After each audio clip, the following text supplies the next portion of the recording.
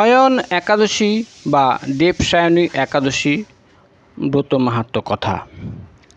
মহারাজ যুধিষ্ঠির বললেন, হে কৃষ্ণ, আষাঢ় মাসের শুক্লপক্ষের একাদশীর নাম কি? এর মহিমাই বা কী, তা আমাকে কৃপা করে বলুন। শ্রীকৃষ্ণ বললেন, ব্রহ্মা এই একাদশী সম্পর্কে দেবর্ষি নারদকে যা বলেছিলেন, আমি সেই আশ্চর্যজনক কথা আপনাকে বলছি। শ্রী ব্রহ্মা বললেন, হে নারদ, এ সংসারে একাদশীর মতো পবিত্র আর কোনো ব্রত নেই। সকল পাপ বিনাশের জন্য এই বিষ্ণুব্রত পালন করা একান্ত আবশ্যক। যে ব্যক্তি এই প্রকার পবিত্র, পাপনাশক এবং সকল অভীষ্ট প্রদাতা একাদশী ব্রত পালন করে না, তাকে নরকগামী হতে হয়।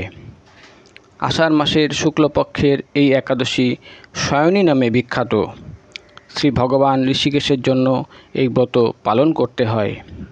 এই ব্রতের সম্বন্ধে এক মঙ্গলময় পৌরাণিক কাহিনী আছে, আমি এখন তা বলছি।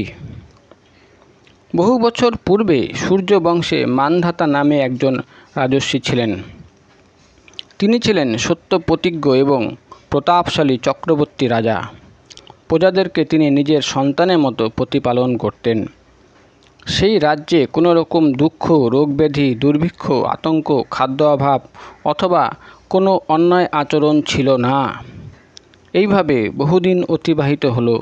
কিন্তু একসময় হঠাৎ দৈব দুর্বিপাকে ক্রমাগত 3 বৎসর সে রাজ্যে কোনো বৃষ্টিপাত হয়নি। দুর্ভিক্ষের ফলে সেখানে দেবতাদের উদ্দেশ্যে দান মন্ত্রের সহা, সধা ইত্যাদি শব্দও বন্ধ হয়ে গেল। এমনকি বেদ পাঠও ক্রমশ বন্ধ হলো।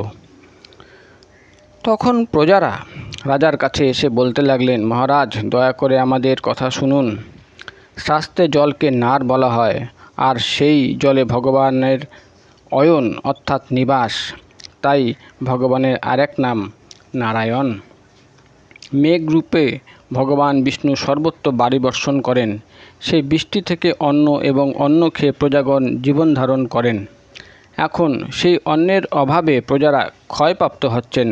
অতএব হে মহারাজ, আপনি এমন কোনো অবলম্বন করুন যাতে আপনার রাজ্যে শান্তি এবং কল্যাণ সাধন হয়।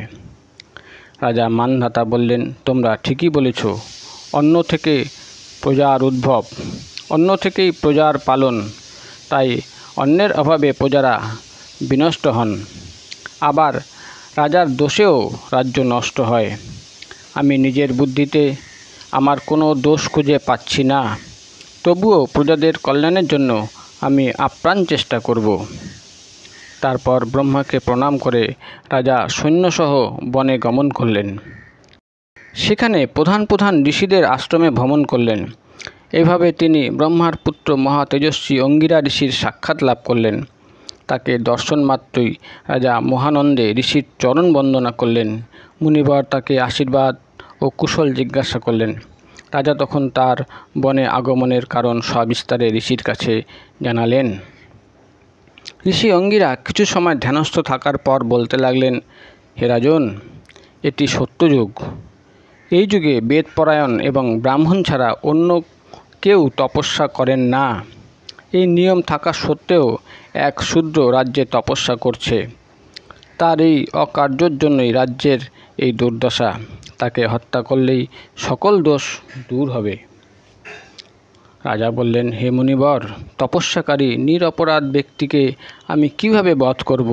আমার পক্ষে সহজসাধ্য অন্য কোনো উপায় থাকলে আপনি দয়া করে বলুন।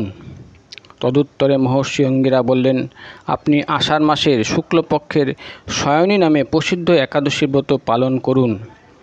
এই ব্রতের প্রভাবে নিশ্চয়ই রাজ্যে বৃষ্টি হবে। এই একাদশী সর্বসিদ্ধিদাত্রী এবং সর্ব উপদ্রব নাশকারিণী। হে রাজন, প্রজা ও পরিবারবর্গসহ আপনি এই ব্রত পালন করুন। মুনিবরের কথা শুনে রাজা নিজের প্রাসাদে ফিরে গেলেন। আষাঢ় মাস উপস্থিত হলে রাজ্যের সকল প্রজা রাজার সঙ্গে এই একাদশী ব্রতের অনুষ্ঠান করলেন। ব্রতের প্রভাবে প্রচুর বৃষ্টিপাত হলো। কিছুকালের মধ্যেই অন্যের অভাব দূর হলো। ভগবান ঋষিকেশের কৃপায় প্রজারা সুখী হলেন। এ কারণে সুখ ও মুক্তি প্রদানকারী এই ব্রত পালন করা সকলেরই অবশ্য কর্তব্য। ভবিষ্যোত্তর পুরাণে যুধিষ্ঠির শ্রীকৃষ্ণ তথা নারদ ব্রহ্মা সংবাদ রূপে এই মাহাত্ম্য বর্ণিত হয়েছে। এই হলো শয়নী একাদশী বা দেবশয়নী একাদশী ব্রত মাহাত্ম্য কথা।